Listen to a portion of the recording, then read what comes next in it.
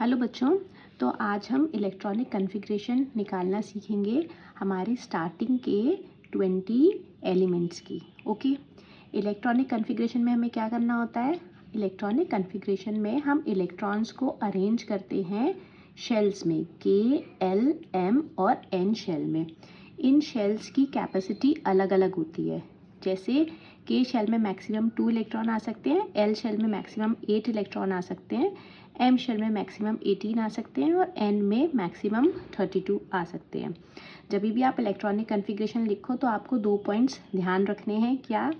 पहले आप अंदर वाली जो शेल्स हैं उन्हें फिलअप करोगे, फिर बाहर आओगे। और दूसरा जो बहुत इंपॉर्टेंट पॉइंट है वो है maximum number of electrons in outer most shell is 8। जब हम इलेक्ट्रॉनिक कॉन्फ़िगरेशन लिखेंगे तो आउटर मोस्ट शेल में 8 से ज़्यादा इलेक्ट्रॉन्स नहीं आ सकते हैं। ये वाला पॉइंट जब आप इलेक्ट्रॉनिक कॉन्फ़िगरेशन लिखोगे आपको तब समझ आएगा।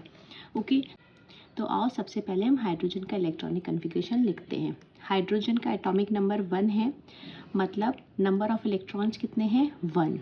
ओके, तो के जो शेल है इसकी मैक्सिमम कैपेसिटी 2 है, तो जो हाइड्रोजन का फर्स्ट इलेक्ट्रॉन है वो किस में आ जाएगा? के शेल में। नेक्स्ट एलिमेंट है हीलियम।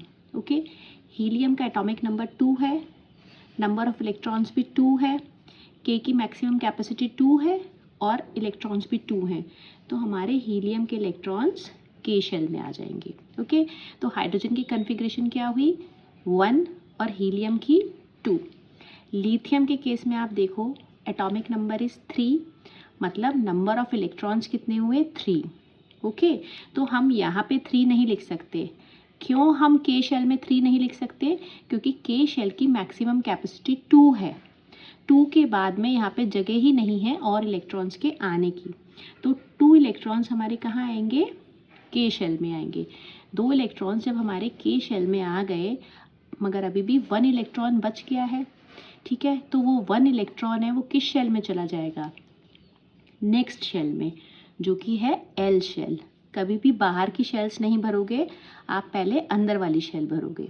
ठीक है, तो लिथियम की कॉन्फ़िगरेशन क्या आ गई? 2,1। ओके, बेरिलियम, इसका एटॉमिक नंबर 4 है, इसका मतलब 4 इलेक्ट्रॉन्स हैं, तो 2 इलेक्ट्रॉन्स तो के शेल में आएंगे क्योंकि के की मैक्सिमम कैपेसिटी ही 2 है, और बाकी के 2 इलेक्ट्रॉन्स जो और बच गए हैं वो एल शेल में आ जाएंगे। ठीक है, क्योंकि एल की मैक्सिमम कैपेसिटी 8 है।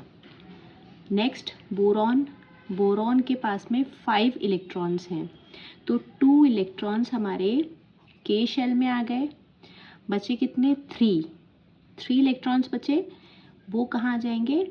एल शेल में आ जाएंगे।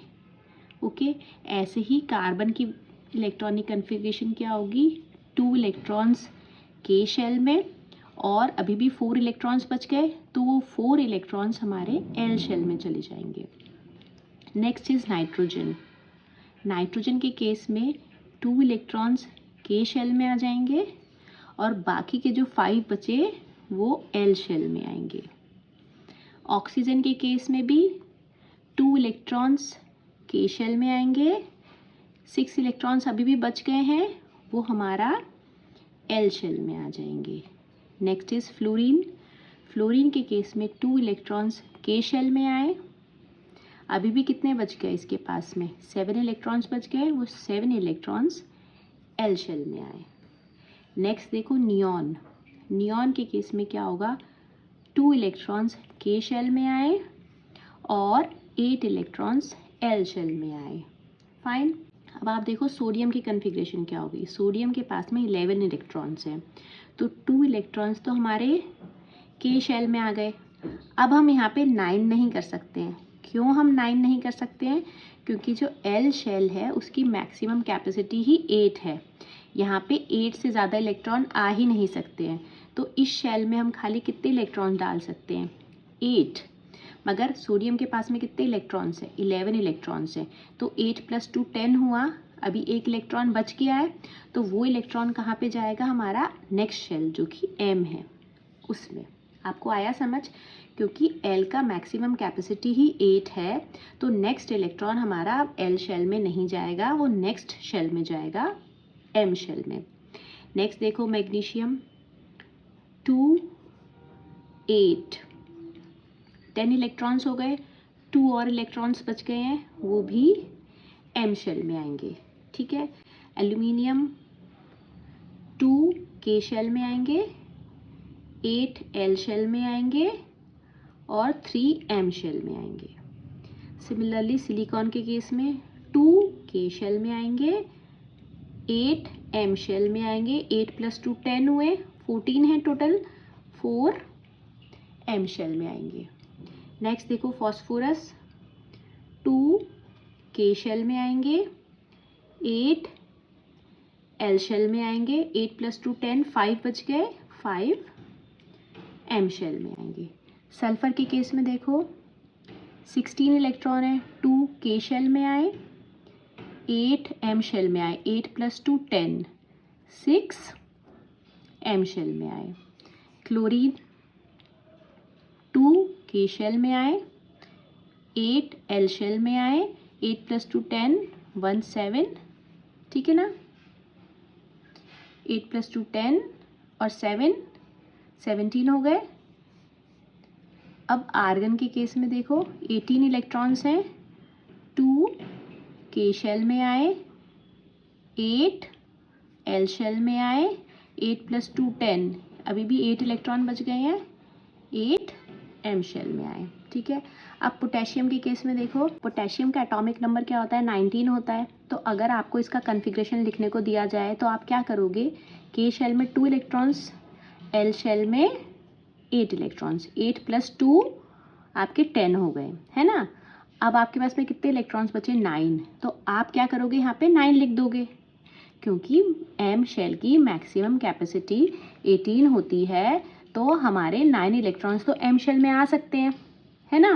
बट हमारा रूल क्या कहता है, maximum number of electrons in outer most shell is 8। ठीक है, मतलब जो हमारी आउटर मोस्ट शेल है उसमें मैक्सिमम नंबर ऑफ इलेक्ट्रॉन्स जो हैं वो 8 हो सकते हैं, 8 से ज़्यादा नहीं। तो अगर हमने पोटेशियम की कन्फिग्रेशन 2 8 9 लिखी, तो हमारी पोटेशियम की जो लास्ट शेल है, आउटर मोस्ट शेल है, उसमें इलेक्ट्रॉन्स कितने हो जाएंगे, 9।